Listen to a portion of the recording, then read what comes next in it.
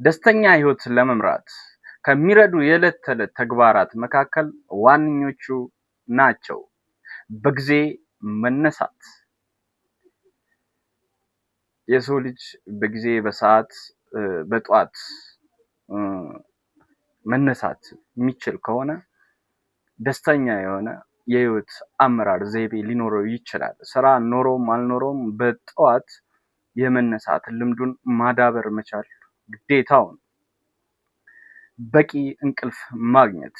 ሌሊት በሰዓቱ የሰው ልጅ ማግኘት አለበት የሚባለውን በ24 ሰዓት ማግኘት ያለበትን የእንቅልፍ ሰዓት ማግኘት ግድ ነው። አካል እንቅስቃሴዎችን ማድረግ።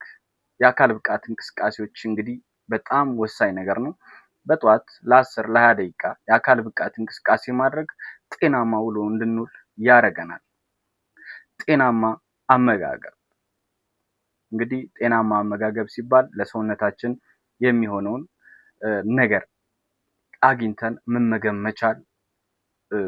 ጤናማ አመጋገብ ለደስተኛ ህይወት በጣም አስፈላጊ ነው።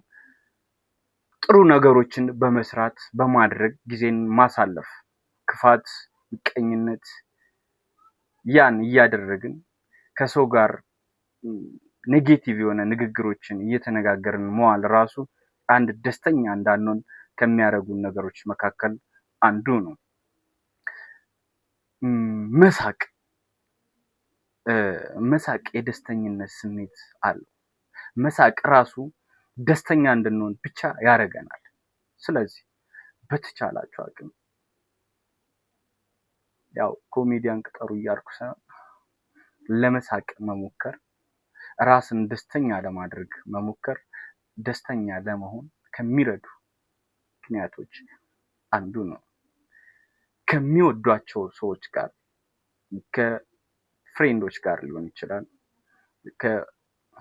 ከወንድ ጓደኞቻችን ጋር ሊሆን ይችላል፣ ከማንኛውም ጓደኞቻችን ጋር ሊሆን ይችላል፣ ብቻ ከቤተሰብም ጋር ሊሆን ይችላል። ከምንወዳቸው ሰዎች ጋር ማሳለፍ ደስተኛ የሆነ ቀን እንድናሳልፍ ይረዳናል።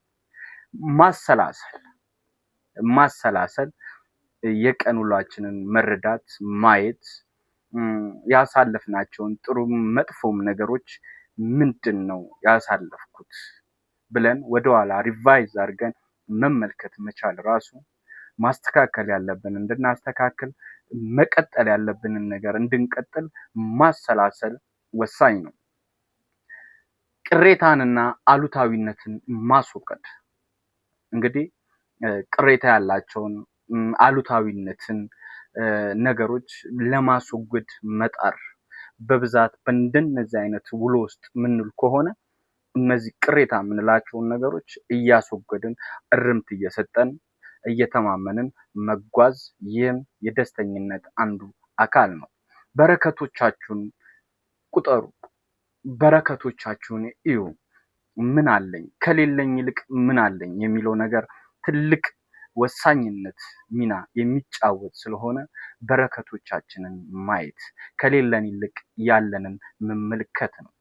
ያለንን ከተመለከትን የሌለን ጥቂት ነው። ስለዚህ ሁላችንም ያለንን መመልከት የደስተኝነት ስሜት እንዲሰማን ያደርገናል።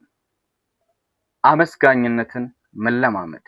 አመስጋኝ መሆን በተሰጠን ነገር ባገኘነው በኖርናት ህይወት በምንሄደው መንገድ በምናረገው ነገር በሙሉ ማመስገን መቻል ሊኖርብን ይገባል።